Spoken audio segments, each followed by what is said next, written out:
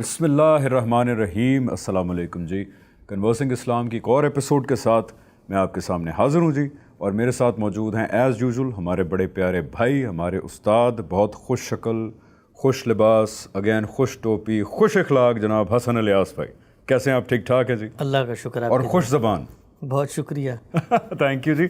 آج ہم کوشش کریں گے کہ آپ سے دوبارہ ریکویسٹ کریں کہ اردو تھوڑی سی کمزور بولیے گا، ہم جیسے سامعین کے لیے جن کو اردو اتنی زیادہ نہیں آتی۔ ہیونگ سیڈ دیٹ جی، اگر آپ نے پچھلی 2 ایپیسوڈز دیکھی ہوں، اس کے اندر ہم نے جتنی تفصیل میں ہو سکتا تھا ان 45 منٹس ہم گئے to explain to our viewers کہ جو کچھ رائج کانسیپٹس ہیں اسلام کے اندر پریولنٹ اس آج کل خاص طور پہ، وہ کیوں اسلام کا حصہ ہم نہیں سمجھتے، ان کو اللہ تعالیٰ کا حکم نہیں سمجھتے۔ جیسے کہ فار ایگزامپل ایک مسلمانوں کی گلوبل ریاست بنانا، اس میں رہنا، دنیا کو اسلام کے غلبے کے انڈر لانا، یہ کوئی دینی فریضہ نہیں ہے۔ یہ ہماری خواہش ہو سکتی ہے اور بہت ہی دل فریب خواہش ہے، لیکن یہ کوئی اللہ تعالیٰ کا فریضہ نہیں ہے۔ ہم ایک برادرہڈ ہیں، اخوان ہیں، کوئی قوم نہیں ہے جس پہ اللہ تعالیٰ نے یہ کمپلسری کیا ہے کہ ہم نے ایک ریاست بنا کے سب نے اکٹھے اس میں رہنا ہے اور باقی ریاستوں کے خلاف لڑنا ہے جب تک وہاں پہ اسلام نافذ نہ کر دیں۔ سو دین بحیثیت مجموعی کوئی نافذ دوسروں پہ کرنے کی چیز نہیں ہے۔ اس کے اندر انڈیویجولی احکام کو دیکھا جائے گا کہ کون سے وہ احکام ہیں جن کو نافذ کریں گے دوسروں پہ، جیسے کہ زکوٰۃ حکومت جو ہے اس کو اللہ اختیار دیتا ہے کہ وہ نافذ کرے، اسی طرح جمعے کی نماز ہے، نماز کا اہتمام کرے۔ تو حکم انڈیویجولی دیکھا جائے گا احکام کو کہ کون سے نافذ کرنے ہیں یا نہیں۔ دین بحیثیت خود مجموعی طور پہ کوئی نافذ کرنے والی چیز نہیں ہے۔ یہ بدقسمتی سے پچھلی 1 صدی کے اندر بہت ہی مشہور ہوئی یہ تعبیر، جس کی وجہ سے دنیا کے اندر بھی بہت پرابلمز ہم نے فیس کی، دنیا نے بھی بہت فیس کی۔ لیکن ہمارا پوائنٹ وہ نہیں ہے کہ دنیا کے اندر پرابلمز ہیں تو ہم اس پہ نظر ثانی کریں۔ پوائنٹ یہ تھا دیکھنے کا کہ اللہ تعالیٰ نے ہمیں یہ حکم دیا ہے کہ نہیں۔ دوسرا ہم نے یہ بھی دیکھا کہ یہ جو دین کو غلبہ حاصل ہوگا باقی تمام ادیان کے اوپر، یہ کیوں آپ صلی اللہ علیہ وسلم کے بعد کے مسلمانوں کے لیے کوئی بشارت نہیں تھی؟ بعد کے مسلمانوں کے لیے کوئی اللہ تعالیٰ نے ڈیوائن فریضہ ان کو نہیں دیا کہ دین کو غلبہ دینا ہے دنیا کے تمام ادیان پہ، بلکہ یہ جو اللہ تعالیٰ نے اپنا رسولوں کے ساتھ خاص قانون قرآن کے اندر بار بار بتایا ہے، یہ اس کا حصہ تھا، اور آپ صلی اللہ علیہ وسلم کے ساتھ یہ وعدہ تھا، رسالت کے ساتھ اسپیسیفک تھا یہ۔ اس کے بعد کے مسلمانوں کے لیے یہ نہیں ہے، نہ ہی بشارت ہے نہ فریضہ ہے۔ یہ بھی ہم نے ڈسکس کیا جتنا ہو سکتا تھا ان 45 منٹس۔ آبویسلی ان چیزوں کی اگر آپ ڈیٹیل کو جاننا چاہتے ہیں تو ایسے پلیٹ فارمز پہ آپ جائیے جہاں پہ ان کی ڈیٹیلز موجود ہیں، جیسے غامدی صاحب کے لیکچرز موجود ہیں، جیسے کہ ان کی کتب موجود ہیں، ان کے اندر بہت ڈیٹیلز ہیں اس کے بارے میں، لیکن جتنا ممکن تھا ہوپ فلی ہم یہ میسیج ڈیلیور کر سکتے ہیں۔ بیفور وی موو فارورڈ، پچھلی 2 ایپیسوڈز کے بارے میں آپ کچھ کہنا چاہیں گے حسن بھائی؟ جی دیکھیں، وہ جو 2 موضوعات کا آپ نے انتخاب کیا وہ اس لحاظ سے تو اہم ہیں ہی کہ قرآن مجید چونکہ اللہ کی ایک ہدایت ہے، اس ہدایت کو ہم بالکل صحیح طریقے سے سمجھیں اور اس پر عمل درآمد بھی کریں، لیکن یہی 2 مسائل ہیں جنہوں نے آج کی دنیا میں دین کی انٹرنیشنل ورلڈ کے ساتھ ریلیونس کو بھی مکمل طور پہ ختم کر دیا ہے، اور ہمارے وہ نوجوان جن کو اپنے تزکیے کی طرف محنت کرنی چاہیے تھی، یعنی وہ ساری جدوجہد، وہ ساری محنت جو ہوا اور خلا کے اندر ہو رہی ہے اور اس کا کوئی نتیجہ برآمد نہیں ہو رہا، وہ انرجیز اصل میں ان کے درون اور داخل کی طرف پلٹنی چاہیے تھی کہ وہ دین کے مطالبات کو جانتے، اپنے دائرہ اختیار کو پہچانتے اور یہ سمجھتے کہ ان کے کرنے کا کیا کام ہے، اور وہ ان کا امتحان تھا۔ لوگ عام طور پہ کہتے ہیں کہ جی یہ کرنے کا جو کام آپ لوگ بتاتے ہیں اتنا چھوٹا سا کام، سچ بولو، نمازیں پڑھو اور بیوی بچوں کے حقوق ادا کرو اور معاشرے میں قانون کی پابندی کرو اور وعدوں کی پاسداری کرو، اتنے چھوٹے چھوٹے کام۔ اصل کام تو بڑا کام ہے، وہ بڑا کام ہونا چاہیے عالمی سطح پر۔ آپ مذہب کو دنیا کی سٹیج پہ لے کر آ رہے ہیں، جس کو آج کل کے نعروں میں بیان کیا جاتا ہے کہ دین کو تخت تک لے کے آنا ہے۔ وہ تخت تک کب آئے گا؟ جس وقت وہ میرے دل تک آئے گا، میرے عمل میں ڈھلے گا، میرے علم میں ڈھلے گا۔ آپ کسی بھی شخص کو جو دین کی ان بنیادی چیزوں سے غافل ہے مذہب کا نام لے کر اپنے سر پر بٹھا دیں تو دین کی منشا پوری نہیں ہوگی۔ ہم نے یہ بتایا کہ مذہب جب ایک معاشرت میں ڈھلتا ہے، ایک تہذیب میں ڈھلتا ہے، ایک ریاست کی صورت میں سامنے وجود پذیر ہوتا ہے تو اس میں بھی کچھ احکام دیے گئے ہیں، لیکن پھر باہر کیف حکمران کی نجات اور بخشش بھی اسی بات پہ ہوگی کہ اس نے سچ بولا تھا کہ نہیں بولا تھا۔ بیوی کے حقوق ادا کیے تھے کہ نہیں کیے تھے, بچوں کا خیال رکھا تھا کہ نہیں رکھا تھا, جو نظم اجتماعی کے تقاضے اس سے متعلق تھے اس کو پورا کیا تھا یا نہیں کیا تھا. اور یہ زیادہ مشکل کام ہے, یہ زیادہ کٹھن کام ہے. آپ سمجھتے ہیں کہ دنیا کے اندر آپ ریاست کی سطح پر یا سماج کی سطح پر 4 نعرے لگا کے مذہب کا غلبہ قائم کر لیں گے؟ مذہب لوگوں کے عمل میں آتا ہے. اگر آپ رسول اللہ صلی اللہ علیہ وسلم کی زندگی کا مطالعہ کریں تو وہاں کیا ہوا ہے؟ وہاں تو ایک خدائی قانون زیر بحث ہے, لیکن اس سب کے باوجود صحابہ کرام کی زندگیوں میں تبدیلی آئی ہے, ان کے اخلاق میں تبدیلی آئی ہے, ان کے عمل میں تبدیلی آئی ہے. وہ اچھے باپ بنے ہیں, وہ اچھے تاجر بنے ہیں, وہ اچھے سٹیزنز بنے ہیں, انہوں نے اطاعت کی ایک فرمانبرداری کی مثال قائم کی ہے, وہ اچھے عبادت گزار بنے ہیں, وہ اچھے با اخلاق جس کو آپ کہتے ہیں پڑوسی بنے ہیں. یہ وہ چیزیں ہیں جو مذہب کا نصب العین اور ہدف ہے. اصلاً مخاطب فرد ہے, فرد اپنی مختلف کیٹیگریز کے اندر جب ذمہ داری کے لحاظ سے مختلف ہوتا ہے تو احکامات بھی اس سے متعلق ہو جاتے ہیں. 2 طرح کے دین میں احکامات دیے گئے ہیں, ایک جو فرد سے متعلق ہیں اور ایک جو معاشرے سے متعلق ہیں. تو ہمیں یہ دیکھنا ہے کہ ہم کس دائرے میں کھڑے ہوئے ہیں, جس دائرے میں کھڑے ہوئے ہیں اسی میں ہم نے اس پر عمل کرنا ہے. اور نوجوان آج وقت کہ جو اپنی زندگیوں کو ان جدوجہد میں, ان سیاسی نعروں میں, ان انقلابات اور ان جلسوں کی نظر کرتے ہیں, وہ اگر اپنے تزکیے, اپنے باطن کو درست کرنے کے لیے کام شروع کر دیں تو معاشرہ خود آپ سے آپ ایک اسلامی معاشرہ بن جائے. ایبسلوٹلی جی. یہاں پہ میں صرف 2 باتوں کو ایڈ کروں گا اور پھر میں چاہوں گا کہ ہم آج کے موضوع کی طرف بڑھیں. آپ نے بہت تفصیل سے بتا دیا کہ وہ واقعات بھی زیر بحث لائے ہم جو رسول اکرم صلی اللہ علیہ وسلم کے وقت ہوئے, جس کو ایک آئیڈیل رول ماڈل کے طور پہ سامنے لایا جاتا ہے کہ اسٹیٹ بلڈنگ کیسے کرنی چاہیے, انقلاب کیسے لانا چاہیے. اس پہ بھی آپ نے بہت ڈیٹیلڈ بات کی کہ وہ تو اصل میں سنت الہی کا ظہور تھا, وہ کوئی ماڈل نہیں تھا ہمارے لیے کہ ہم آج اس پہ اسلامی انقلاب لائیں یا اس پہ ریاستیں بنائیں. اس لیے بھی امپورٹنٹ ہے ہمارے نیبرہڈ کے اندر افغانستان میں جس طرح کے سلوگنز کے تحت ایک انقلاب لایا گیا, وہ ہم سب کے سامنے.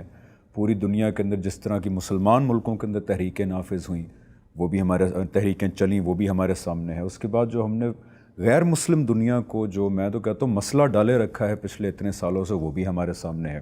تو ان ساری چیزوں کا حل not for the sake of کہ مسئلہ تھا اور ہم حل فراہم کر رہے ہیں, بٹ ان ساری چیزوں کا حل ود دا اسپرٹ کہ اللہ تعالیٰ نے ایسا کوئی حکم نہیں دیا کہ ہم یہ کام کرتے پھریں دنیا کے اندر. یہ میرے نزدیک اس وقت کی سب سے امپورٹنٹ ضرورت ہے. تو please do check it out. جو اس کے ڈیٹیلڈ پلیٹ فارمز پہ مواد ہے, جیسے غامدی صاحب کی کتب ہیں. حسن بھائی بھی بڑی زبردست سیریز کر رہے ہیں, جو 23 اعتراضات کی آپ کی سیریز ہے, بہت زبردست فیڈ بیک آ رہا ہے اس کا. Also watch that for the detail version of what we are trying to say to you. اچھا جی, یہاں سے آگے بڑھتے ہیں حسن بھائی. اور فیڈ بیک اکثر یہ آتا ہے کہ دیکھیں آپ کی باتیں تو بڑی ٹھیک ہیں, ٹھیک ہے چلیں جی مان لیتے ہیں کہ جو آپ کہہ رہے ہیں وہ ٹھیک ہے, لیکن دیکھیں دین کو سمجھنے کا پروسیس, دین کے اوپر اسٹڈی کا پروسیس یہ پچھلے 1445 اوڈ سال سے چل رہا ہے. ٹھیک ہے, اس میں بڑے بڑے نام آئے, بڑی بڑی شخصیات آئیں, ان کے بہت زبردست جو ہیں وہ کام بھی ہیں, کتب ہیں, والیومز میں ہیں ماشاءاللہ. تو آج کیوں یعنی کہ غامدی صاحب آنورڈز بلکہ مدرسہ فراہی کے اندر یہ نقطہ نظر کہ جی نہیں, وہ اصل دین جو ہے وہ کہیں ان تہوں کے اندر جس میں سیاسی پولوشنز تھیں, کلچرل پولوشنز تھیں, سیکٹیرین بائسز تھے, انڈیویجول شخصیات کی اپنے بائسز تھے, ان کے نیچے سے یہ اصل دین جو ہے ہم نکال کے آپ کے سامنے لے آئے ہیں. وہ دین جو آپ صلی اللہ علیہ وسلم کا تھا, جو صحابہ رضی اللہ عنہ نے پریکٹس کیا, وہ اصل میں یہ ہے. تو ایک عام آدمی جس کے پاس وہ دیکھیں وقت نہیں ہے کہ وہ جا کے ان سارے انبار کتب کے اس کا مطالعہ کرے اور پھر دیکھے, تحقیق کرے علمی کہ کون صحیح ہے کون غلط ہے. Why should a common man, ایک لے مین, عام آدمی جو ہے وہ آپ کی بات سنے تو وہ کس نقطہ نظر کو پھر ٹھیک مانے؟ بیکاز دوسری سائڈ پہ ایک پورا ٹریڈیشن کھڑا ہے علم کا. ایک عام آدمی بیچارہ جو ہے وہ کہاں جائے؟ دیکھیے بڑا مشکل سوال ہے, اور مشکل سوال اس لیے کہ آپ چاہتے ہیں کہ میں اس کا آسان جواب دوں. میں چاہتا ہوں, اور عام عوام کی آواز جو ہے وہ یہ ہے کہ اس کا کوئی آسان جواب جو ہے وہ دیا جائے. دیکھیے عام آدمی کو اس مشقت میں پڑنے کی کوئی زحمت کرنے کی ضرورت نہیں ہے. عام آدمی کو جو دین کے مطالبات اس تک پہنچے ہیں وہ ہمارے یہاں بھی ہوئی ہیں, جو پوری دنیا کے علماء کے یہاں ہیں. جو سواد اعظم ہے, جس کو آپ کہتے ہیں پورا کا پورا جمہور ہے, امت کا اجماع ہے, دین کے پازیٹیو احکامات میں ہم کہیں ان سے مختلف نہیں کھڑے ہوئے. عام آدمی جس وقت آگے بڑھ کے دین کا شعوری مطالعہ کرنا شروع کرتا ہے، اچھا وہ کون سے احکامات ہیں مثلا جو بالکل عام آدمی کی کامن ضرورت ہے؟ عام آدمی نے 5 وقت نماز پڑھنی ہے، پیدا ہوا ہے مسلمان گھرانے میں، اللہ کو ماننا ہے، رسول کو ماننا ہے، آخرت پر ایمان رکھنا ہے، اللہ کی کتابیں موجود ہیں ان کو ماننا ہے، باقی دین کے جو احکامات ہیں نکاح طلاق کے معاملے میں، نماز کے شرائط کے معاملے میں، وضو غسل کے معاملے میں، وہ سب جگہ پر متفق علیہ ہیں، ان کے اندر کوئی اختلاف نہیں ہے۔ کبھی آپ نے نہیں سنا ہوگا کہ ہم نے کہا ہے جی حج مکے میں نہیں کرنا، یا آپ نے نہیں سنا ہوگا ہمارے نزدیک نمازیں 6 ہو گئی ہیں، یا آپ نے نہیں سنا ہوگا ہم رمضان کے روزوں کے قائل نہیں ہیں۔ یہ سب وہ معاملات ہیں جس میں عام آدمی کی عملی دلچسپی ہوتی ہے، کیونکہ یہی مذہب کے عملی تقاضے ہیں جو ہر انسان سے متعلق اور میرا خیال ہے یہی وہ تقاضے ہیں جو ہمیں جنت میں لے کے جانے کا باعث بنیں گے، یہی چیز ہے، یہی کرائٹیریا ہے، اخلاق کی باتیں ہیں، کوئی اس میں اختلاف نہیں کرتا کہ جھوٹ بولنا چاہیے کہ سچ بولنا چاہیے، کم تولنا چاہیے، بددیانتی نہیں کرنی چاہیے۔ جو بات کاٹوں، اس بات کی بڑی دلیل ہے کہ اللہ کا دین پورے کا پورا انٹیکٹ ہمارے تک پہنچ آیا ہے وداؤٹ دا فروہی، یہ جو ایگزیکٹلی، تو اس میں کوئی اختلاف نہیں ہے۔ عام آدمی اگر اپنے آپ کو بچانا چاہتا ہے تو وہ ہم سے دور رہے، اور ان معاملات میں پوری امت کے جو سواد اعظم کہیں، امت کی اجماعی روایت کہیں، امت کا متفق علیہ علم کہیں، متوارث فہم کہیں، جو کچھ اس کو آپ نام دے لیں، امت کی ایک تہذیبی روایت کہیں، 4 فقہ کہہ لیں، وہ اس میں رہے، سکون سے رہے، نمازیں پڑھے، روزہ رکھے، حج کرے، اور پھر اس کے بعد دنیا سے رخصت ہو جائے۔ لیکن عام آدمی جب اس سے آگے بڑھ کے دین کا شعوری مطالعہ کرتا ہے، شعوری مطالعہ کیا ہوتا ہے؟ شعوری مطالعہ یہ ہوتا ہے کہ قرآن مجید پر آپ ایمان لے آئے کہ یہ اللہ کی کتاب ہے، لیکن اب اس کتاب کو کھولتے ہیں تو پڑھتے ہیں تو سمجھتے ہیں تو اس پر غور و فکر کرتے ہیں تو کچھ نہ کچھ ادھر ادھر سے اختلافات بھی سامنے آ جاتے ہیں، کچھ اپنے سوالات بھی پیدا ہو جاتے ہیں۔ یہ وہ سطح ہے لوگوں کی جو دین کو شعور کی جگہ پر جا کر ایکسپلور کرنا چاہتے ہیں۔ ہماری سوسائٹی میں بہت بڑی تعداد ہے ایسے لوگوں کی۔ یا پھر دوسری وجہ یہ بھی ہو سکتی ہے کہ کئی ایسے کانسیپٹس ہمارے ارد گرد پریولنٹ ہوں جو کہ میری فطرت سے ٹکراتے ہیں۔ فار ایگزامپل، جب میں ایک جمہوری ملک میں رہتا ہوں، وہاں پہ پارٹیسپیٹ کرتا ہوں، وہ رائٹس انجوائے کرتا ہوں، لیکن ایک دم مجھے کہا جاتا ہے کہ اسلام میں جمہوریت حرام ہے۔ ہو سکتا ہے ایک فطری ٹکراؤ پیدا ہو جائے میرا ان مسئلوں سے۔ جب میں ترانے پہ کھڑا ہوتا ہوں، میں 14 اگست کو دل پاکستان سنتا ہوں، لیکن ایک دم مجھے بتایا جائے کہ بھئی میوزک حرام ہے، تو میرے اندر ایک فطری ٹکراؤ تو پیدا ہوگا نا کہ میں جو کر رہا ہوں، میرے ماں باپ، میرے نیبرز، میرا ملک، یہ دنیا جن چیزوں کو صحیح سمجھ کے کر رہی ہے، وہ اللہ تعالیٰ کہہ رہے ہیں کہ غلط ہے، حرام ہے۔ تو وہ فطری ٹکراؤ کے نتیجے میں بھی لوگ پھر پوچھتے ہیں یہ چیز۔ اگر وہ ٹکراؤ پیدا ہو گیا تب بھی عام آدمی کے پاس دونوں رستے ہیں۔ وہ کہے کہ بھائی سمجھ میں نہیں آ رہا، فطرت بھی نہیں مان رہی اور عملی زندگی کے تقاضے بھی پورے نہیں ہو رہے، چلو کچھ مل جل کے توفیق کر لیتے ہیں، کبھی سن بھی لیتے ہیں، حرام سمجھ کے سن لیتے ہیں، وہ اس سطح پر بھی جا سکتا ہے۔ ہمارے معاشرے میں بہت بڑی تعداد ہے لوگوں کی ایسی، پڑھے لکھے لوگ ہیں اور عام لوگوں کی سطح پر کھڑے ہو کے دین کے اندر وہ چیزیں جو ان کو سمجھ میں نہیں آتی ان کے بارے میں یہی رویہ اختیار کی رکھتے ہیں۔ یہ ایک جس کو آپ کہتے ہیں تضاد کا رویہ ہے کہ ایک بات سمجھ میں نہیں آ رہی لیکن آپ عمل میں اس کو، لیکن آگے بڑھتے ہیں وہ، اور وہ عام آدمی یہ فیصلہ کرتا ہے کہ بھئی اگر دین اللہ کی ہدایت ہے، اصلاً میری فطرت میں ودیت کی گئی ہے، قیامت تک کی ریلیونس اس کے اندر قائم ہے ایک مسلمان کی زندگی سے، اور جو باتیں اللہ تعالیٰ بیان کرتے ہیں وہ علم اور عقل کے مسلمات پہ بھی پوری اترنی چاہیے، اس کو میرے معاشرے، میرے خارج اور میرے اندرون دونوں کو ایکسیپٹ بھی کرنا چاہیے۔ تو اگر کہیں نہیں کر رہا تو اب عام آدمی آگے بڑھ کے ایک تجزیاتی مطالعے کی بنیاد رکھتا ہے، جس کو آپ کہتے ہیں کریٹیکل انالیسس، کہ بھئی یہ جو دین کی بات مجھ تک آئی ہے، میں ذرا دیکھوں کہ اس بارے میں 2 لوگوں کی اور کیا رائے ہیں، میں یہ جانوں کہ جو رائے مجھے بیان کی گئی ہے واقعی میں دین کی رائے ہے یا نہیں۔ یہ وہ مقام ہے جہاں پر آ کے مذہبی علماء کا ایک کردار شروع ہوتا ہے۔ یہیں سے ہم بھی اپنی فکر کو لوگوں کے سامنے پیش کرتے ہیں۔ ہم نے کبھی نہیں کہا کہ جی آئے ہم آپ کو بتاتے ہیں کہ نمازیں 5 آج ہم نے دریافت کر لی، یہ اللہ پر ایمان لانا ہے اور رسولوں پر ایمان لانا ہے اور یہ رسول ہے اور یہ فرشتے ہیں، یہ ہم نے کبھی نہیں کہا۔ یہ دین کے وہ اوامر ہیں، نواہی ہیں جو مسلمہ ہیں۔ جہاں پر ہم داخل ہوتے ہیں اس پورے کے پورے دنیا کے اسٹیج پہ، وہ یہ ہے کہ مذہب کا جب آپ شعوری مطالعہ کرتے ہیں تو پھر قرآن ہے اس کو سمجھا جائے گا، سنت ہے اس کو سمجھا جائے گا۔ یہ سب سے بنیادی سوال کہ جس دین کو میں دین کہہ رہا ہوں وہ اخذ کہاں سے کیا جاتا ہے، وہ موجود کہاں ہے، وہ پایا کہاں جاتا ہے، اس کو سمجھنے کے اصول کیا ہیں۔ یہ ہے علم کی روایت کا آغاز۔ آپ نے ایک سوال پوچھا تھا کہ 1400 سال تک اس پر کام ہوتا رہا، آج آپ لوگوں کو کیا ضرورت پڑی کہ آپ لوگ آ کر ایک نئی فکر پیش کر رہے ہیں؟ کیوں ہوتا رہا کام؟ اللہ کے رسول تو دین مکمل کر کے دنیا سے رخصت ہو گئے.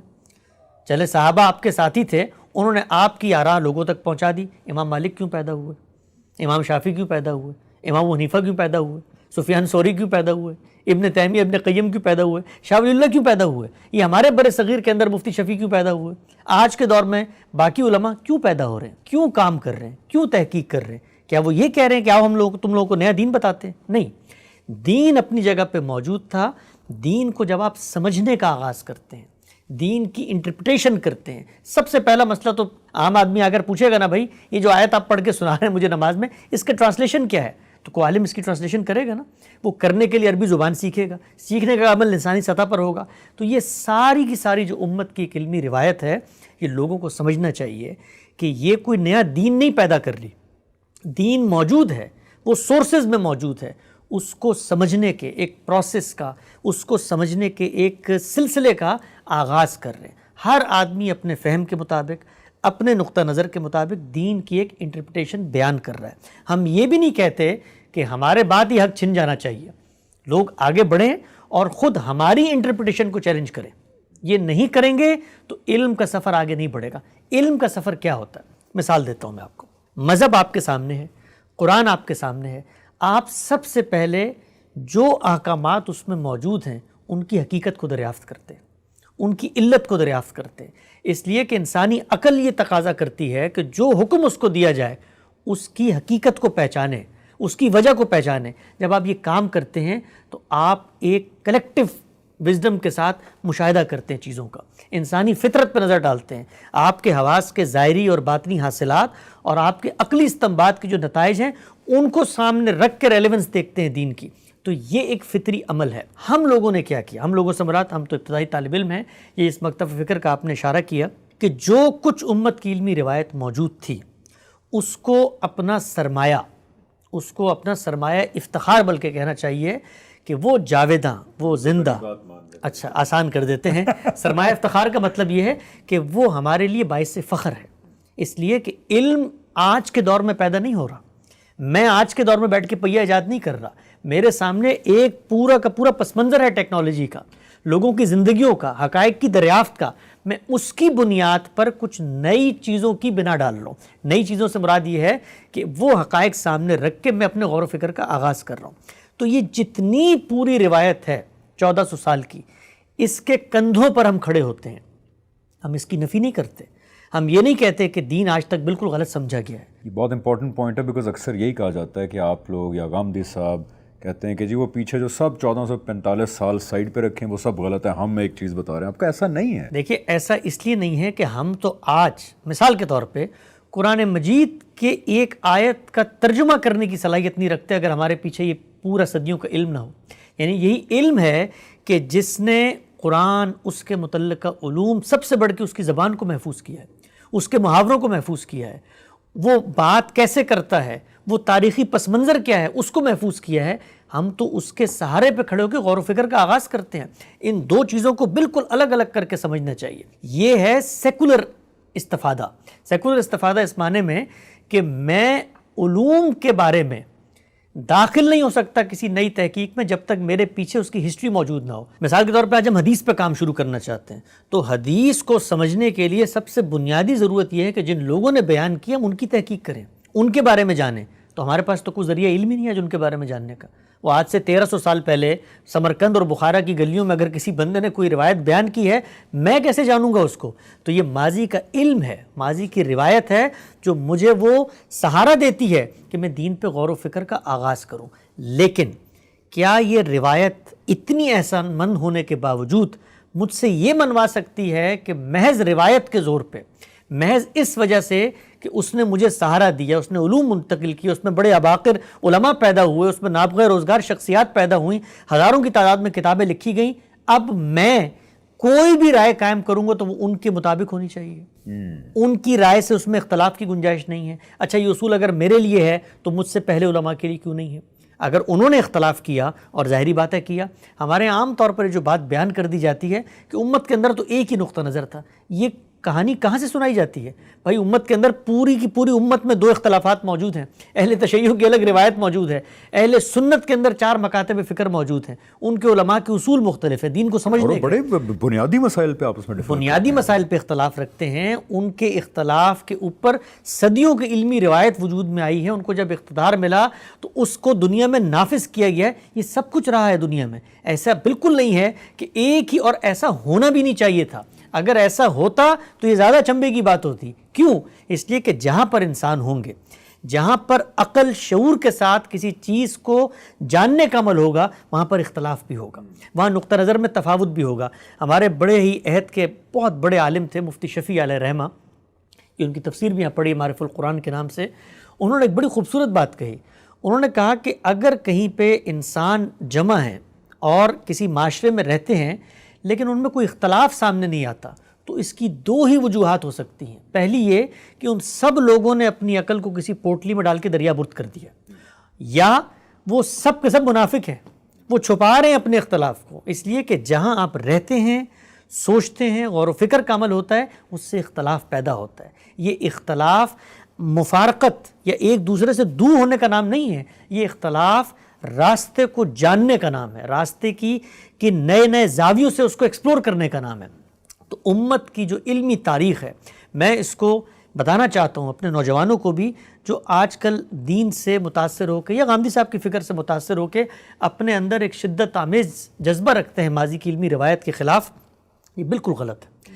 ہمارا افتخار ہے علماء، پوری کی پوری امت کی علمی روایت، ہم نے اس کو سامنے رکھ کے دین پر غور و فکر کا آغاز کیا ہے، اور آغاز کے بعد پھر کچھ نتائج ہیں جن میں ان سے ہمارا اختلاف ہو گیا۔ بالکل ٹھیک، یعنی کہ آپ کہہ رہے ہیں کہ جو علمی روایت ہے پیچھے، جو کہ آپ پہ الزام لگتا ہے کہ جی آپ اس کو رد کر رہے ہیں، اس کے برخلاف آپ جو ریسرچ کر رہے ہیں، جو فائنڈنگز کر رہے ہیں، جو اختلاف کر رہے ہیں، وہ اسی علم اور ان شخصیات کے کام کے بلبوتے کے اوپر آج وہ ٹولز میسر آنے کی وجہ سے آپ جو ہے یہ سارا کچھ کر پا رہے ہیں۔ البتہ کہ کوئی فائنڈنگ ہو، وہ محض اس بنیاد پہ اس کو ریجیکٹ نہیں کرنا چاہیے کہ وہ پیچھے ٹریڈیشن سے جو ہے ٹکراؤ پیدا کر رہی ہے، محض اس بنیاد پہ نہیں کرنا چاہیے۔ تھوڑا سا بیفور وی موو آن اس بات پہ بھی روشنی ڈالیے گا کہ دیکھیں ایک مسلمان ہونے کا مطلب یہ ہے کہ میرا یہ بیلیف ہے تا قیامت کہ وہ آخری انسان جو اللہ تعالیٰ سے ان ٹچ تھے، وہ آخری انسان جن تک اللہ تعالیٰ نے انسانیت کے لیے اپنی منشا کو واضح کیا، وہ تھے محمد رسول اللہ صلی اللہ علیہ وسلم۔ قیامت تک وہ آخری انسان ہیں جو ہمیں بتا کے گئے کہ اللہ تعالیٰ ہم سے کیا چاہتے ہیں۔ تو یعنی کہ اختلاف صرف محمد رسول اللہ کی ذات سے نہیں ہو سکتا، اس کے علاوہ تو سب سے اختلاف ہو سکتا ہے، چاہے وہ کتنے ہی جید عالم ہو، کتنی ہی بڑی فالوئنگ ہو، یا وہ کوئی ایسا کانسیپٹ ہو جس سے ہمیں بڑی ایموشنل اٹیچمنٹ بھی بے شک ہو چکی ہو، لیکن اگر کسی کی فائنڈنگ نکلتی ہے کہ یار نہیں یہ غلط ہے، آپ صلی اللہ علیہ وسلم کے دین کے مطابق یہ غلط ہے، تو اس کو محض اس بات پہ رد تو نہیں کیا جانا چاہیے کہ کسی اور نے کہہ دیا۔ تو دین میں صرف اختلاف آپ صلی اللہ علیہ وسلم سے نہیں ہو سکتا، باقی سب سے اختلاف ہو سکتا ہے۔ کیوں حسن بھائی؟ بالکل ایسے ہی ہے۔ دیکھیں یہ بات تو اب طے ہو جانی چاہیے ہے کہ دین کا تنہا ماخذ، ریفرنس، سورس، جب میں کہتا ہوں دین کا تنہا ماخذ تو اس سے مراد کیا ہے؟ بھائی میں دنیا میں آیا ہوں، بڑے بڑے سوال میرے سامنے ہیں، میرے سامنے افلاطون کی بھی ایک تھیوری ہے، سقراط کی بھی ہے، اور فیثاغورس کی بھی ہے، اور بڑے بڑے سائنٹسٹ کی بھی ہے، اور اسٹیفن ہاکنگ بھی بات کرتا ہے۔ وہ سب باتیں میں عقل اور شعور اور مشاہدے اور ان جو حواس میرے پاس ہیں اس کی بنیاد پہ پرکھوں گا، صحیح لگیں گی قبول کر لوں گا، نہیں لگیں گی رد کر دوں گا۔ یہ میرا ذریعہ علم ہے۔ دنیا کے اندر میں چیزوں کو، حقائق کو اسی طرح پرسیو کرتا ہوں۔ یہ دینی حقیقت کیا ہوتی ہے، یا پیغمبر آ کر کیا کرتے ہیں؟ وہ یہ کرتے ہیں کہ ایک ایسا ذریعہ علم، نیا ذریعہ علم جس کو میں نہیں جانتا تھا، جس تک میری رسائی نہیں تھی، اس کو اپنا کر خدا کی بات مجھ تک پہنچاتے ہیں۔ وہ بات علم اور عقل کے مسلمات کے بالکل مطابق ہے۔ وہ بات مجھ تک جو پہنچ گئی ہے وہ بھی دنیا کا جو قطعی ترین ذریعہ ہے علم کی ترسیل کا، اس کے ذریعے پہنچ گئی ہے، لیکن وہ ایک نیا ذریعہ علم ہے۔ وہ خالق کی بات مجھ تک پہنچا رہے ہیں۔ وہ کوئی فلسفہ نہیں بیان کر رہے، وہ کوئی عقلی استنباط نہیں بیان کر رہے، وہ کوئی اپنا نقطہ نظر یا نظریہ مجھ تک نہیں پہنچا رہے۔ وہ بتا رہے اللہ یہ کہتا ہے، میرا اللہ سے کوئی رابطہ نہیں ہے، آپ کا کوئی رابطہ نہیں ہے، پیغمبر کا اللہ سے رابطہ ہوتا ہے۔ تو دین کیا ہے؟ وہ جو پیغمبر نے بتایا، اس لیے کہ پیغمبر کو خدا بتاتا ہے، نہ مجھے بتاتا ہے نہ آپ کو بتاتا ہے. تو تنہا ماخذ پیغمبر کی ذات ہے. پیغمبر جس چیز کو دین قرار دیں گے وہ دین قرار پائے گا, قیامت تک دین قرار پائے گا. وہ چاہے مجھے سمجھ میں آئے نہ آئے, میں غور کروں گا اس پہ کہ کیا وجہ ہے سمجھ میں نہیں آ رہا.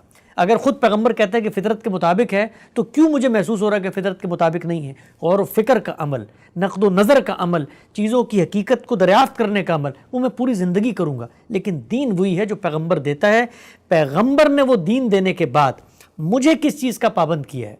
اللہ کی اور رسول کی اطاعت کا, اور نظم اجتماعی کے اندر رہتے ہوئے اولو الامر کی اطاعت کا. پورے قرآن کو پڑھ جائیں آپ, کوئی ایک آیت نہیں ہے جہاں پر اللہ تعالیٰ یہ بیان کریں کہ میرے دین پر غور و فکر کے نتیجے میں کوئی روایت جنم لے, اس روایت کے اندر بڑے بڑے اکابر علماء ہوں, تو اب مسلمانوں پر یہ لازم ہے کہ وہ ان علماء کی پیروی کریں گے یا ان کے نقطہ نظر سے اختلاف نہیں کریں گے. یہ تو ایک طرف. اس کے بالکل برخلاف اس رویے کے اوپر تبصرے موجود ہیں کہ یہ جو تم سے پچھلی قومیں تھیں, ان کی بڑی ناکامی کا سبب یہ ہے کہ انہوں نے اپنے احبار, اپنے رہبان, اپنے فکری علماء, اپنے مذہبی پیشواؤں, اپنے پروہتوں, اپنے فریسیوں کو وہ مقام دے دیا جو مقام پیغمبروں کو ملنا چاہیے تھا. تو ہمارے لیے بطور مسلمان یہ سب سے بڑا امتحان ہے. آپ کو حیرت ہوگی یہ بات جان کے, میں اکثر یہ چیزیں دیکھتا ہوں اپنے ارد گرد, لوگ پورے اعتماد کے ساتھ یہ بات کہہ رہے ہوتے ہیں, کبھی ہم غور نہیں کرتے کہ ہم کیا بھائی ہماری شناخت ہے کہ ہم نے سرنڈر کر دیا پیغمبر کے سامنے. جب ہم پیغمبر کے سامنے سرنڈر کرتے ہیں, اصل میں تو خدا کے سامنے سرنڈر کر رہے ہوتے ہیں, تو ہم اس بات کا اعلان کر رہے ہوتے ہیں کہ ہم کسی شخص کے آگے سرنڈر نہیں کریں گے. اگر ہم کسی شخص کو وہ مقام دیں تو آپ سوچیں کہ پھر کیا ہم نے حقیقت میں پیغمبر پر ایمان لائے ہم؟ یہ جو عام طور پہ آپ نے دیکھا ہوگا لوگوں کو بہت ہی معمولی سی بات لگتی ہے, گاڑیوں کے اوپر لوگوں نے لکھا ہوتا ہے فلاں کی مدد. یعنی تصور کریں آپ, گاڑیوں میں لکھا ہے, گھروں میں لکھا ہے, چیزیں لٹکائی ہوئی. بھائی آپ مسلمان ہیں, خدا کے علاوہ کسی کی مدد کا تصور کیسے ہو سکتا ہے؟ اور یہاں پہ ایک اور پوائنٹ کہ مسلمان ہونے کے بعد یہ سمجھنا کہ آپ صلی اللہ علیہ وسلم کے بعد جو کہ آخری نبی اور رسول تھے, اس کے بعد کسی شخصیت کا کسی قسم کی غلطی سے بالا تر ہونا, یعنی کہ یہ ایٹریبیوٹ کرنا کہ فلاں علامہ, چاہے وہ جتنے ہی بڑے اسکالر ہوں یا پرہیزگار ہوں, کہ وہ غلطی کر ہی نہیں سکتے. اور آپ اگر یہ کہیں کہ فلاں ایکس وائی زی عالم نے یا علامہ صاحب نے یہ غلط کہا تھا, تو آپ جو ہے یہ تو بڑا کفریہ قسم کا عقیدہ ہے. تو آپ صلی اللہ علیہ وسلم کے بعد کسی انڈیویجول سے اور اس کے کام سے انفیلیبلٹی اٹیچ کرنا, معصومیت اٹیچ کرنا, کیا یہ بھی جائز ہے کسی مسلمان؟ یعنی یہ تصور تو اصل میں دین کے اس پورے تصور کے خلاف ہے. بھئی پیغمبر کو بھی میں معصوم کیوں سمجھتا ہوں؟ اس لیے کہ اللہ تعالیٰ ایک شخص کا انتخاب کرتے ہیں, اس کو دین پہنچانے کا ذریعہ بناتے ہیں, تو اس کے بارے میں کہتے ہیں کہ بھئی تم اپنی طرف سے کچھ نہیں کر سکتے, اور اگر کہیں کوئی اجتہادی خطا بھی ہو جائے تو اللہ تعالیٰ اس پر قائم بھی نہیں رہنے دیتے. دین کے معاملے میں اس کے ابلاغ میں کوئی کمی کوتاہی کا تو کوئی سوال ہی نہیں ہے. تو وہاں پر تو اللہ تعالیٰ نگرانی فرما رہے ہوتے ہیں. یہاں تک کہا, آپ کو حیرانی ہوگی قرآن مجید کے اندر, کہ اگر یہ جو چیز ہم نے تمہیں دی ہے اس کو پہنچانے میں کوئی کمی کوتاہی اور تردد کا اظہار ہوا تو ہم رگے جان تک کاٹ دیں گے, کیونکہ یہ ہمارا کام ہے. اس میں پیغمبر کا بھی کوئی اختیار نہیں ہوتا. تو پیغمبر تو اصل میں ذریعہ بنتا ہے اللہ کی بات کو پہنچانے کا. اس وجہ سے ہم اس کے بارے میں یہ مانتے ہیں کہ پیغمبر کی عصمت کیا ہے, پیغمبر کو کیوں یہ ایٹریبیوٹ حاصل ہے, اس لیے کہ اللہ تعالیٰ نے ایک شخص کو وہاں پہ مقرر کیا. تو ہمارے ہاں یہ جو عام رجحان بن گیا ہے, یہ اس قدر خطرناک رجحان ہے کہ اس سے پورا کا پورا دین آپ کے ہاتھ سے نکل جاتا ہے. دین کس چیز کا نام ہے؟ اللہ اور اس کے رسول کو جو حیثیت دینی تھی وہ حیثیت آگے بڑھ کے میں نے انسانوں کو دے دی. یعنی آپ ذرا تصور کریں کہ میں ایک انسان کے بارے میں یہ کہہ رہا ہوں کہ انہوں نے کسی چیز پہ غور کر دیا تھا, اب ان سے اختلاف نہیں ہو سکتا. تصور کریں اس بات. غور بھی کر دیا تھا, اور نعوذ باللہ یہ تک پریولنٹ نہیں ہے ہمارے کئی سیکشنز آف سوسائٹی میں یا ریلیجس فرقوں کے اندر کہ نعوذ باللہ آپ صلی اللہ علیہ وسلم خود نگرانی کر رہے تھے, سو اینڈ سو عالم نے جو کتاب لکھی آپ صلی اللہ علیہ وسلم خود ڈکٹیٹ کر رہے تھے, اللہ تعالیٰ نے جو ہے ان کو یہ علم دیا تھا, اللہ تعالیٰ نے حفاظت فرمائی تھی اس لٹریچر کی جو آپ صلی اللہ علیہ وسلم کے پتہ نہیں سینکڑوں سال کے بعد جو ہے وجود میں آیا. تو ہم تو یہ بھی کہتے ہیں نا. دیکھیے یہی وجہ ہے کہ اللہ تعالیٰ نے قرآن مجید میں پچھلی قوموں کو جو تنبیہ کی ہے اور بتایا ہے کہ یہ جن چیزوں کو تم نے گمراہی کے طور پہ اختیار کر لیا اور پھر اس کے لیے اللہ کی طرف وہ باتیں منسوب کی, افتراء علی اللہ. کیوں کرنی پڑی اللہ کی طرف منسوب باتیں؟ اس لیے کہ اگر آپ اپنے خیال سے کوئی دین پیدا کریں گے تو پھر لازماً آپ کو اس کی سند اللہ سے ملانی پڑے گی. تو پھر آپ کیا کریں گے؟ جھوٹ بولیں گے, قصے گڑھیں گے, فضائل کی باتیں کریں گے، فلاں صاحب کو خواب میں یہ آتے ہیں، فلاں کے ساتھ تو دنیا میں یہ معاملہ ہوا، فلاں کے ساتھ تو یہ معجزہ دکھایا گیا، یہ کرنے کی ضرورت کیوں پیدا ہوتی ہے؟ اس لیے پیدا ہوتی ہے کیونکہ ہمیں لگتا ہے کہ ہم خدا کے دین سے ایک انحراف کی طرف جا رہے ہیں۔ جو مقام پیغمبر کا تھا وہ اگر ہم اپنی کسی برگزیدہ ہستی کو دے رہے ہیں تو اب ہم وہ سارے کام جو پیغمبر کے ساتھ ہوتے تھے ان کے ساتھ بھی زمین پہ کر کے دکھائیں۔ ہم یہ بتائیں کہ دیکھو خدا کی مائیت کا ظہور ہوتا ہے ان کے ساتھ، خدا اترتا ہے روزانہ، ان کے ساتھ گفتگو ہوتی ہے، کمروں میں آتا ہے۔ اور یہ جو روزانہ آپ سنتے ہیں، آپ جائیے یوٹیوب کے اوپر، مذہب کے نام پر جو آپ کو قصے سنائے جا رہے ہوتے ہیں، فلاں بزرگ نکلے تو خانہ کعبہ ان کے پیچھے نکل گیا، فلاں نے اشارہ کیا تو مرغی کے اندر جان آ گئی، فلاں نے یہ کیا تو یہ ہو گیا، فلاں کا دھوبی یہ کرے گا وہ کرے گا۔ یہ سارے قصے کیا ہیں بھائی؟ دین اتنا پاکیزہ، اتنا محکم، اتنا سادہ، اتنا واضح آپ کے سامنے موجود ہے کہ اس کو جاننے کے بعد کسی قصے، کسی کہانی، کسی بزرگ کی فضیلت، کوئی نقطہ نظر بیان کرنے کی ضرورت نہیں ہے۔ ہاں، علم کی روایت پیدا ہوگی جب آپ قرآن پہ غور کریں گے، سنت پہ غور کریں گے، حدیث پہ غور کریں گے، اختلاف بھی پیدا ہوں گے۔ اس اختلاف میں ایک دوسرے کو استدلال کی بنیاد پر آپ نے قبول بھی کرنا ہے اور استدلال کی بنیاد پر رد بھی کرنا ہے۔ تھینک یو سو مچ حسن بھائی۔ آج ہمارے پاس وقت ختم ہوا۔ I think the take home from this episode is کہ ایک تو آپ نے بہت اچھی وضاحت کی کہ جو ہمارا نقطہ نظر ہے مدرسہ فراہی کا، غامدی صاحب کا، وہ یہ نفی نہیں کر رہا پرانے پورے علمی ٹریڈیشن کی، بلکہ اسی علمی ٹریڈیشن کے کندھوں پہ کھڑا ہو کے اپنا نقطہ نظر جو ہے وہ بیان کر رہا ہے۔ تو آئی ہوپ کہ آج لوگوں کی یہ بھی غلط فہمی دور ہو جائے گی کہ ہم لوگ کہہ رہے ہیں کہ جو باقی سب غلط ہیں اور دیکھیں ہم ٹھیک ہیں۔ تو یہ بڑی اچھی آپ نے اس کی کلیریفیکیشن دی۔ اور دوسری بات یہ کہ دین کے اندر جو واحد انسان ہے جن سے اختلاف نہیں کیا جائے گا، نہیں کیا جا سکتا، وہ محمد رسول اللہ ہیں۔ ہمیں پورا دین جو ہے وہ محمد رسول اللہ سے ملا، البتہ ان کے بعد کسی شخص کو یہ سٹیٹس دینا کہ وہ کسی غلطی سے پاک ہو سکتا ہے، یہ خود اس دین کی دعوت کی نفی ہے۔ غلطی سے پاک جو ہے وہ صرف نبیوں رسولوں کی ذات ہوتی ہے، بیکاز وہ اللہ تعالیٰ کی نگرانی کے اندر دین کو لوگوں تک پہنچانے کا جو ہے فریضہ انجام دے رہے ہوتے ہیں۔ آپ صلی اللہ علیہ وسلم کے بعد اللہ تعالیٰ نے جو ہمیں دین دیا قرآن کی صورت میں، سنت کی صورت میں، اس کو لوگ سمجھیں گے، اس کو لوگ اپلائی کریں گے، جس کے تھرو ریلیجس تھاٹ جو ہے وجود میں آئے گا، جو بہرحال انسانی کام ہے۔ اور آپ صلی اللہ علیہ وسلم کے بعد دین کو سمجھ کے اپنی تحقیق کو پریزنٹ کرنا صرف ایک طالب علم کی حیثیت سے ہی ہوگا۔ اس پہ کوئی حجت ہونے کا دعویٰ کوئی انسان نہیں کر سکتا، چاہے وہ جتنا ہی بڑا عالم ہو۔ اور اس جو تحقیق کو پریزنٹ کیا جائے گا، اس کے جواب کے اندر استدلال ہی پیش کیا جائے گا، یعنی بات کو قبول یا رد بھی استدلال اور ریزننگ کی بنیاد پہ کیا جائے گا۔ یہ کوئی ریزن نہیں ہے کسی بات کو ایکسیپٹ کرنے کا یا ریجیکٹ کرنے کا کہ جی یہ علمی روایت کے خلاف ہے اس لیے ہم اس بات کو نہیں مانتے۔ یہ رویہ جو ہے یہ بہت بڑی بددیانتی بھی ہے علمی، اور یہ اللہ تعالیٰ کو بھی رویہ جو ہے پسند نہیں ہے۔ اگر آپ قرآن پہ نظر ڈالیں تو نبیوں کی دعوت کے رسپانس میں جب بھی کسی نے یہ کہا کہ ہمارے اکابر کے خلاف ہے یہ بات، تو اللہ تعالیٰ نے اس پہ کیا تبصرہ کیا؟ تو وہ بات اس وقت بھی جائز تھی، آج بھی جائز ہے۔ بات کو، مقدمے کو، تحقیق کو ریزننگ کی بنیاد پہ ہی دیکھا جائے گا اور جانا چاہیے۔ تو آج یہ کافی سارے ٹیک ہوم ہم لے کے جا رہے ہیں، اسی لیے پرانے علم کے کندھوں پہ کھڑے ہو کے اس مدرسہ فراہی نے، غامدی صاحب نے اپنی تحقیق کو پیش کیا ہے لوگوں کے سامنے ود دس کلیم ایک طالب علم کے طور پہ کہ یہ وہ دین ہے جو آپ صلی اللہ علیہ وسلم کا دین ہے، جو ہمیں پہنچا، اور اس میں کچھ اگر غلطیاں ہوئی تھیں تو وہ یہ غلطیاں ہیں، اس کو ریزن کی بنیاد پہ دیکھا جائے، اور یہ حق کسی سے نہیں لیا جا سکتا کہ وہ دین پہ تحقیق نہ کرے۔ ہیونگ سیڈ دیٹ، اب اگلی ایپیسوڈ میں ہم یہ ڈسکس کریں گے کہ دیکھیں کتنے نقطۂ نظر ہیں، شیعہ ہیں، ہمارے سنی حضرات ہیں، ہمارے صوفی حضرات ہیں، ہمارے اتنے نقطۂ نظر ہیں، فکر کے سکولز آف تھاٹ ہیں۔ تو ایک عام انسان جو ہے وہ اس کے پاس یہ وقت نہیں ہے کہ وہ ایک علم کے انبار میں جائے اور حقیقت کو جو ہے تلاش کرنے کی کوشش کرے۔ تو کوئی ایسے ٹولز ہیں کہ جو ایک عام آدمی کو دیے جا سکتے ہیں تاکہ وہ یہ خود فیصلہ کر سکے کہ کون سی فکر جو ہے وہ حق اور سچ لگ رہی ہے اور کون سی فکر جو ہے وہ لگ رہا ہے کہ شاید یہ جو ہے یہ حق اور سچ نہیں ہے۔ تو کیا وہ ایسے ٹولز کوئی ہیں؟ بالکل ہیں، ہم اگلے ایپیسوڈ میں ڈسکس کریں گے۔ And let's try to equip a common man with those tools کہ he or she can decide themselves کہ کیا صحیح بات لگ رہی ہے اور کیا غلط بات لگ رہی ہے۔ So see you in the next episode۔ السلام علیکم ورحمۃ اللہ وبرکاتہ۔